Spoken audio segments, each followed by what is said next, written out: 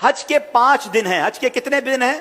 8, 9, 10, 11, 12 जुल्हिज्जा। 8 जुल्हिज्जा को हाजी ने जाना होता है मिना, और वहां हमने 5 नमाजें पढ़नी है। 5 नमाजें पढ़ना वहां सुन्नत है, जोहर, असर, मगरिब, इशा और 9 की फजर। ठीक है, this is the most crucial and most important day of हज।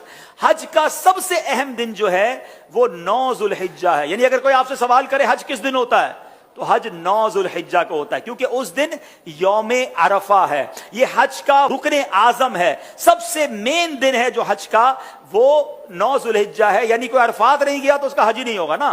तो हज का जो मेन दिन है वो अरफात का दिन है। पूरा दिन अरफात में गुजारना है। जब गुरूब आफ्ताब का यकीन हो जाए कि जनाब मगरिब का वक्त हो गया, गुरूब आफ्ताब हो गया, अब सारे हाजी आएंगे मुजदलिफा। ठीक है, अब जब आप मुजदलिफा पहुंचेंगे तो मुजदलिफा में मगरिब और इशा मिलाकर पढ़नी है, अरफात में मगरिब नहीं पढ़ेंगे। यह भी अल्लाह की शान है कि मगरिब का वक्त भी हो जाए मगर मगरिब नहीं पढ़नी है।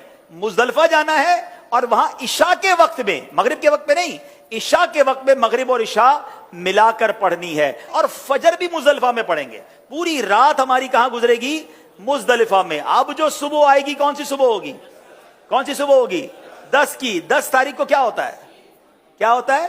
हाँ, सारी दुनिया बकरा ईद मनाती है, मगर खुदा की कसम जो आज ही ईद मनाता है ना, मैला कुचैला है, बाल बिखरे हुए हैं, मतलब नींद भी नहीं हुई है, मगर खुदा की कसम वो जो ईद का मजा है, वो जो थकन का मजा है, वो जो सुरूर है, वो दुनिया की किसी और चीज में नहीं है। अल्लाह हमें हर साल ऐसी ईद नसीब फरमाए।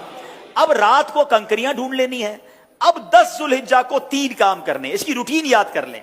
10 जुल्हिज्जा का पहला काम होगा शैतान को कंकरी मारना। पहला काम क्या है?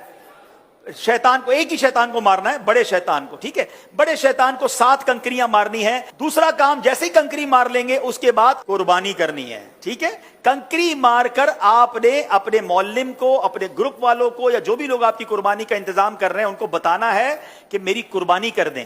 जैसे ही आपको कंफर्मेशन हो जाए कि आपकी हज की कुर्बानी हो गई है, उससे पहले नहीं, कंफर्मेशन हो जाए, उसके बाद आपने सर के बाल उतार देने हैं, या कसर कराना है या हलक करवाना है। इस्लामी बहनों ने तो कसर ही करना है। अब आपका हज का एहराम उतर जाएगा। जैसे ही सर के बाल उतारे, सारी पाबंदियां खत्म। खुशबू लगाएं, सिले हुए कपड़े पहने, आराम करें, मौज करें। सिर्फ मर्दों औरत की पाबंदी अभी बाकी है, वो तवाफुल ज़ियारा करते हुए वो भी खत्म हो जाएगी। तो आप रिलैक्स हो जाएं। हज इज नॉट दैट डिफिकल्ट जितना लोग उस पर हवा बना लेते हैं। इजी हो जाएं।